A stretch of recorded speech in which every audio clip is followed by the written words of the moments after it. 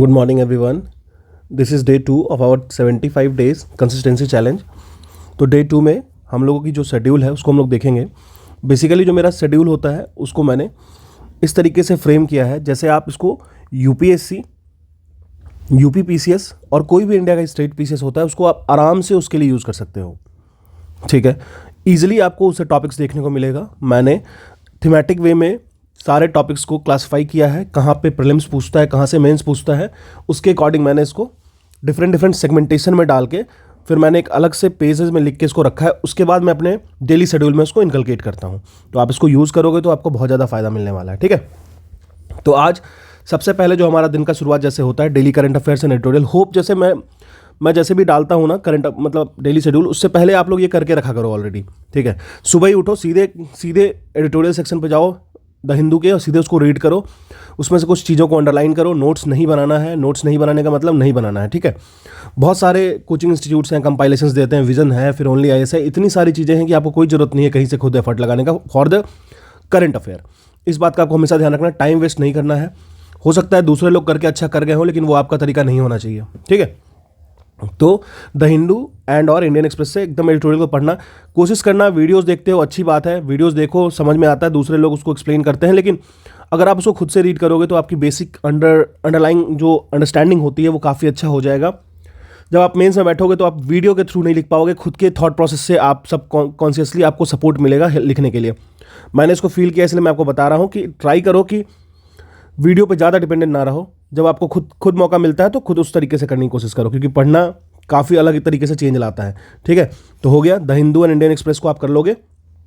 करने के बाद हम लोग मूव करेंगे. आज मैंने एक इंपॉर्टेंट टॉपिक को इंट्रोड्यूस किया है. देखो, मैं हर जगह ना हर सेक्शन में ये बता दे रहा हूँ कि किस टॉपिक के लिए कब कितना ज़रूरत है.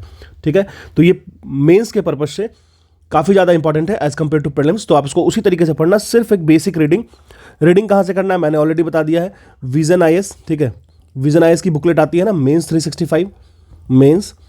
365 उसके उनके वेबसाइट पर जाना, विजन आईएएस करंट अफेयर लिखना, /मेंस 365 लिख देना, डायरेक्ट आ जाएगा लिंक. उसमें क्या करना, आप science and tech plus international relation को आप डाउनलोड कर लेना. ये दोनों तो आपके पास होना ही चाहिए.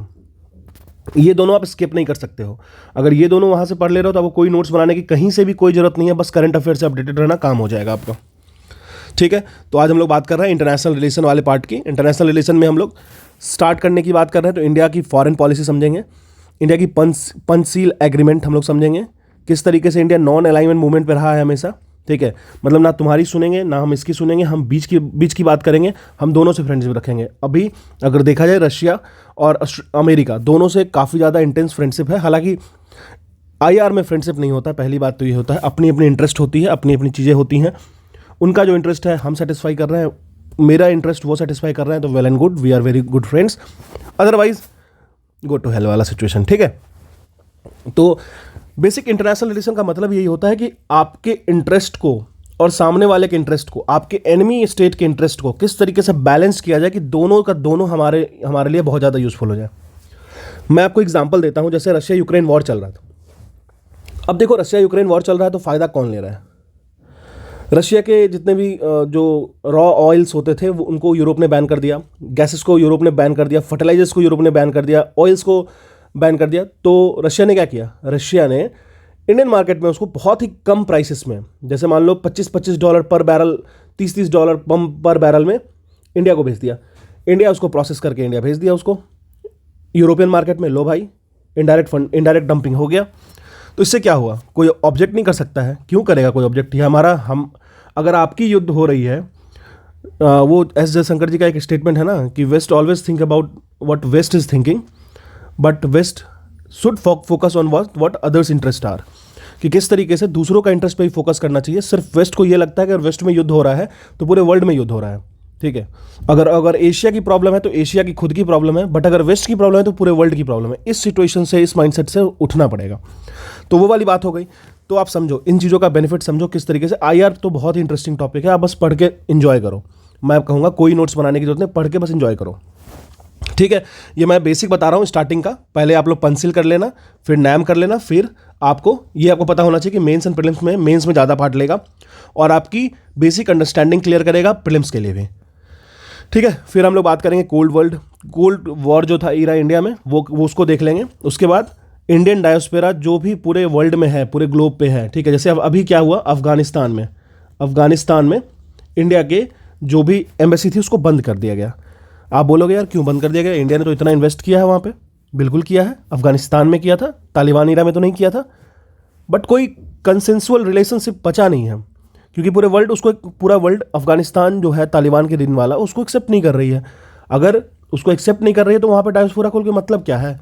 कोई डॉक्यूमेंटेशन होगा नहीं, कोई म्यूचुअल अंडरस्टैंडिंग तो होगा नहीं, कोई MOU साइन होने वाला है नहीं, तो ठीक है, उसको क्लोज कर दिया गया। तो आप उसको देख लो, उसके बारे में समझ लो आखिर ऐसा क्यों हुआ, उसके हिस्टोरिकल बैकग्राउंड को जान लो, किस तरीके से इंडिया ने बहुत बार उसमें डैम बनाने में, हॉस्पिटल्स बनाने में, लाइब्रेरी बनाने में मदद किया है, सब कुछ जानो, ठीक है। उसके बाद ये हो गया आपको Indian foreign policy international relation का फर्स्ट पार्ट। उसके बाद हम लोग मूव करेंगे इंडियन ज्योग्राफी वाले पार्ट पर, जो हम लोग का चल रहा है ऑलरेडी। इसमें हम लोग सॉइल्स इन इंडिया को देखेंगे।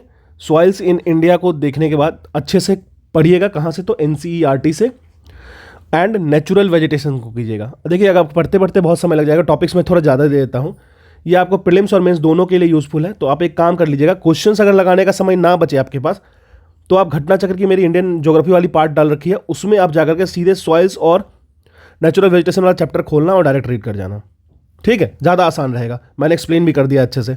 फिर इंडियन पॉलिटी की बात कर लेते हैं। आज मैं 2 टॉपिक को रखा हूँ, offices of president and vice president. ये आपको प्रीलिम्स और मेंस दोनों के लिए यूजफुल होगा, और सोर्स आपको पता ही है, M लक्ष्मीकांत यूज़ करना है। देखिए पॉलिटी पढ़ते वक्त आपको कोई हरी नहीं दिखाना है, कोई धरफड़ी नहीं दिखाना है, कहीं से कुछ नहीं कर लेना है। हाँ ठीक है, आपकी अंडरस्टैंडिंग अच्छी क्लियर है, आप लक्ष्मीकांत पढ़ रखे हो ऑलरेडी, आपके पास कम समय है तो आप ल्यूसेंट की तरफ जाओ या किसी भी बुक की तरफ जाओ, आप शॉर्टकट में रिवाइज कर लो, अपनी नोट्स की तरफ चले जाओ, कोई दिक्कत नहीं है। फिर हम लोग आज prime minister and council of ministers को देखेंगे। फिर कल हम लोग स्टेट की तरफ मूव करेंगे। आज ये दोनों कर लीजिएगा, लक्ष्मीकांत पढ़ के फिर MCQs लगा लीजिएगा, ठीक है। चलिए, आज सीसेट वाले पोर्शन में UPSC प्रीवियस ईयर क्वेश्चन की लगभग 10 क्वेश्चन को आप लगाइएगा। कोई भी क्वेश्चन हो, डायरेक्शन टेस्ट हो, फिर ब्रेनस्टॉर्मिंग हो या फिर पजल्स हो, उसको एक बार फोकस करने की कोशिश कीजिएगा किस तरीके से उस पर सॉल्व कर सकते हो आप। हाँ, अब रही बात जो बंदे यूपी के हैं या फिर जो यूपी पीसीएस में यूपी आरओ आरओ दे रहे हैं, अगर वो यूपी आरओ आरओ नहीं भी दे रहे हैं, तो अगर वो बीपीएससी भी दे रहे हैं या कोई भी स्टेट की पीसीएस दे रहे हैं, तो जो मैंने यूपी की आरओ आरओ की सेट डाली है 140 क्वेश्चन की, वो आप जरूर देखो। मैं कॉमन सेक्शन को नहीं करा रहा हूँ उसमें, मतलब हिंदी को नहीं करा रहा हूँ उसमें। आप आराम से जाकर उससे बेनिफिट ले सकते हो, उसमें क्वेश्चंस के लेवल अच्छे होते हैं। आपको घटना चक्र से 2 स्टेप ऊपर का ही लेवल मिलेगा देखने को। अच्छे अच्छे क्वेश्चन से आप उसको देख करके बहुत कुछ सीख सकते हो। मैंने उसमें बहुत कुछ एक्सप्लेन किया है। आप यूपी पीसीएस और यूपी की कोई एग्जाम दे रहे हो तो 100% आपको देखना है वो चीज़ें, ठीक है। तो मैंने टेस्ट 1 तो डाल दिया है, टेस्ट 1 यूपी आरओ ARO का टेस्ट 1 डाल दिया है, आप उसको देख लो, ठीक है। अब रही बात इसकी PDF देने के लिए, देखो आप टेलीग्राम पर सर्च करो, कहीं पे भी आपको मिल जाएगा। देखो अगर मैं उसकी PDF डालता हूँ ना, तो हो सकता है वो मेरी चैनल को कॉपीराइट स्ट्राइक कर दे। अब कॉपीराइट स्ट्राइक हो जाए तो मैं फिर से तो नहीं बनाऊंगा यार, मतलब मेरे से नहीं हो पाएगा ये। तो इसलिए मैं थोड़ा सेफ प्ले करना चाहता हूँ इसमें। जैसे ही आपको लगे सही, मैं आपको बता दूंगा कहाँ से मिल जाएगा, क्या मिल जाएगा, लेकिन आप उस पर फोकस मत करो ज़्यादा। आप सर्च करो, आपको मिल जाएगा। GS वर्ल्ड का मैंने अभी डाला है, आगे मैं ध्येय IAS का डालूंगा, फिर दृष्टि IAS का डालूंगा, ठीक है। This is all about today's schedule.